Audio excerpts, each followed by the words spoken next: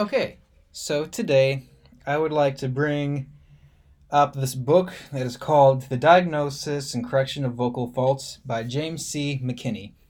And this will be a presentation on why I think this book is very important to have in our pedagogy. So to start off with, we'll start with Chapter 1, Diagnosing Vocal Faults. So, as the book defines it, diagnosis is the process of determining by examination the nature and circumstances of a diseased condition. And so, there are three basic techniques for teaching, according to this chapter. One, recognizing the symptoms, which another way of saying is informal observation of the student. Two, determining causes, or otherwise known as self-evaluation by the student. And three, devise cures, or systematic analysis by the teacher. And seeing as every student is, of course, an individual, this won't work, with every student, but what it does do is set up a base that will help with teaching decisions. Now, an important thing to do is look for both audible and visual problems with students when it comes to singing. And, the book gives many examples, but two right now would be to close the eyes and listen. And also another very important thing that maybe not all teachers may initially not always look for is look for precise posture and physical issues. Another important aspect of this chapter, which I find very interesting, is to always try to use empathy to truly understand physically and mentally what the student is experiencing while they're singing. So Chapter 2 is a basic approach to vocal sound. Now, there are 5 elements to a musical tone, according to this book. Duration, or how long a note lasts. Intensity, which is essentially the volume or power. Pitch, the frequency of the vibration, or otherwise known as high or low. Sonance, which is patterns of change in the sound, which includes timbre. And then timbre itself, which is characteristics of tone color. Now, like many other different types of instruments, voice have actuators, which would be the breath, vibrators, which are the vocal cords, and resonators, cavities located above the vocal cords. Now, the 4 physical processes of vocal sound include respiration, when the breath is taken in, phonation, sound initiated in the larynx, resonation, so resonators receive sound and influence it, and articulation, which are the articulators shape the sound into recognizable units. Now, as you can imagine with singing, vocal sounds have both vowels and consonants, and we'll be getting into how those work a bit more in depth later. So Chapter 3 is all about posture. Now, posture, pretty much with any instrument, is very vital, and especially with voice, seeing as we're using our natural body to do this. So here are a few examples of why posture is very vital. The body itself functions best with good posture. The actuator of the voice functions best as well. The vibrator/resonators function best. The singer themselves functions the best. The audience will function best. And the general health of the singer will be improved with good posture. Now, I'll say, with any instrument, including voice, tension is enemy number 1 when it comes to any kind of performing. And this book, especially in this chapter, has plenty of exercises to help alleviate tension and stress. And some examples of that would include head rolling, shoulder rolling, jaw exercises, and much more, which will all help relieve that sort of tension. It also has some descriptions of what bad posture looks like so you know what to look out for, including the chin being too low or high, raised shoulders, knees pulled too far back, etc. Now, Chapter 4 is about breathing and support. So the 4 stages for breathing for singers include breathing in period, inhalation, setting up controls period, suspension, controlled exhalation period, phonation, and the recovery period. Now, another quote from the book is, breath support is a dynamic relationship between the breathing in muscles and breathing out muscles. Adequate breath pressure to the vocal cords for sustaining pitch/dynamic level. Now, breath control is similar to breath support, but it has more to do with the vocal cords themselves, otherwise known as how long can you sing in one breath. So establishing some good habits in this field would include breathe in like smelling a rose, so breathing in gently, in, down, and out through the middle. Remember good posture, as we learned in the last chapter. Remember that good posture, and again, there are many more examples within this chapter. So Chapter 5 is about phonation. So this chapter goes into the anatomy of singing itself. So here are a few anatomy terms. The framework of the larynx includes the thyroid cartilage, sacroid cartilage, arytenoid cartilages, epiglottis, and hyoid bone. The muscles of the larynx include the intrinsic and the extrinsic. And these words are fairly hard to pronounce, but so there'd be thyroid, arytenoid, circothyroid, circoarytenoid, arytenoid. And some of the intrinsic would include supralegeal and infralegeal, or negeal. Now, a quote from the book in this chapter is, "Phonation is the process of producing vocal sound by the vibration of the vocal folds." So good vocal sound examples would be freely produced, long enough, rich, resonant, constant, etc. So these are the sounds you're going to want. And some bad vocal sounds would include, constricted, strained, hoarse, breathy, inconsistent, too loud, again, etc. A lot of this having to do with tension. So the three phases of a musical tone include the attack phase, which is all about preparation right before the singer begins to sing. The sustention phase, which is duration dictated by notes to be sung. And the release phase, which happens in an instant, is all about firmness and precision. So chapter 6 is about registration. So the elements of register include certain vibratory patterns of vocal folds, certain series of pitches, and certain types of sound.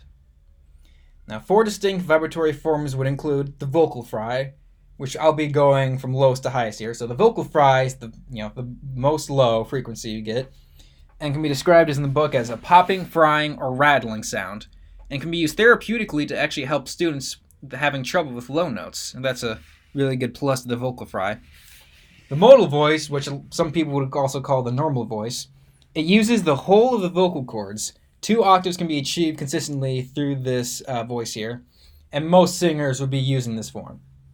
Falsetto, which is higher than modal but not quite the highest, is breathy, does not have any overtones, only really 1 octave range of this, and basses and baritones are considered to be more effective with this form, interestingly enough. And finally, the whistle, which is the highest register of all these, and is actually most often achievable by small children. And the sound itself, as you guess from the name, resembles a whistle. The head and chest voice are more so used for describing resonant sensations rather than actual registers. Okay. So, chapter 7 is all about voice classification. A very important chapter, in my opinion. So, while the voice classification is indeed important, there are more pressing factors taken into consideration before this vital step. Some examples would include establishing good vocal habits in a comfortable range. Because if you don't have good habits by this point, and the teacher mistakenly puts you into a wrong classification, it's going to cause a whole lot of trouble. So the 2 main rules for voice classification include, don't be in a hurry and assume that a voice is a medium classification until it proves otherwise. Again, directly from the book. The most standard form of voice classification is SATB, which, as is also known, soprano, alto, tenor, and bass. So criteria for establishing voice classification includes range, everything having to do with the voice part / singer, tessitura, part of the range receiving the most use, timbre, the quality of the sound itself, and transition points, otherwise known as breaks or lifts. And these obviously happen a lot, in our singing music here. So misclassifications can lead to frustration in the students, loss of quality tone, and vocal damage. And another high point that this book outlines are the steps for success when it comes to this. Because again, voice classification is very important. If you get it wrong, you may very well be screwing over your students. So chapter 8 is all about resonation. So there are 2 types of resonance. Sympathetic, which there is no physical contact between the 2 bodies, and conductive, where the resonator vibrates with physical contact with the vibrating body. Now, both these types of resonance are always being used in our bodies, pretty much. So, here are some vocal resonators in our bodies, which include the chest, the tracheal tree, larynx, pharynx, oral cavity, nasal cavity, and the sinuses. Now, here are some adjusting resonators, or ways to adjust these. is the position of the larynx, which is open, which would include open throat, position of the soft palate, external orifice, and singer's formant. Now, if you haven't heard of this before, the singer's formant is essentially, as quoted in the book, is optimal frequency occurs at a bandwidth which orchestral energy is low, and the singer is able to be heard without excessive effort above the orchestra. Faults relating to resonation can include extreme nasal resonance and insufficient nasal resonance. Both those, essentially, which can also be called hypon nasality. So now we move on to chapter 9, which is all about articulation. So here's some natures of consonants. Restricted speech sounds, subordinate to vowels and sonority, and defines the borders of syllables, etc. And here are some natures of vowels. Unrestricted speech sounds, voiced sounds, but they also can be whispered, and they're capable of being sustained, and again, there are more examples you can find in the book. The three most important elements of the mouth that must be relatively free of tension in order to have good articulation are the lips, the lower jaw, and the tongue. And this book also goes into corrective procedures to fix hyperfunctionality of these previously mentioned elements. So, for example, just examples of what the book lies out. We have using a mirror, which again, as good as it is for singers, is also good for any instrumentalist. Exercises for relaxing the body itself, and what to point out specifically to the students without overwhelming them, without throwing too much information in their face. So now we're on to chapter 10, which is all about the speaking voice. And here's another quote from the book. As a general rule, speech moves at a faster rate. In singing, the vowel sounds are much more extended, and the consonants last longer than speech. And we have two types of pitch level here.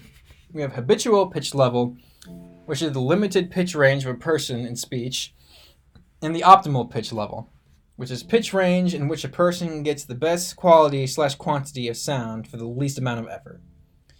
So, some faults related to pitch include speaking at too high a pitch level, too low a pitch level, too restricted a range, and stereotyped pitch patterns. And some faults related to the quantity part of this include speaking too softly, too loudly, or using too much forced variation. And the last chapter we have here is coordination. So some vocal techniques related to students' coordinated functions would include extending vocal range to maximum, developing consistent vocal production, developing flexibility/agility, and balancing the vibrato. Now, three factors that have to do with the extension of range are energy, space, and depth. Energy is about using more, or how we use more energy is used when to sing higher. Space is when you want to use more space when you're singing higher. And then depth is about using more depth when singing higher. Now, without taking these elements into consideration, the voice will definitely sound strained or stressed. And this is very important information to know if you want to have your singing have a good quality to it. Now, some faults related to vibrato include rate, extent, respiratory energy, and some things to eliminate here would be the bleat, straight tone, and ocean wave, which can also be called a wobble. Okay, here's the citation, and I thank you for listening to this today, and I hope you take this book into consideration.